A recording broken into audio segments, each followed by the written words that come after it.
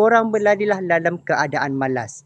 Hai runners, Nas dah siap lari 6 km pada Ramadan hari yang ke-11.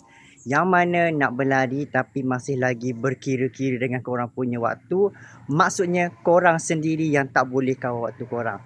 Jadinya korang kena kawal waktu korang, bukan waktu korang kawal korang. So dekat situ korang dah boleh tengok korang punya kualiti hidup korang macam mana. Kalau korang tak boleh lawan dengan diri korang sendiri, maksudnya korang masih lagi belum nak buat satu perkara tu kan. Kalau nak berlari, korang mula je. Maybe perasaan malas tu memang besar, tapi korang berlarilah dalam keadaan malas.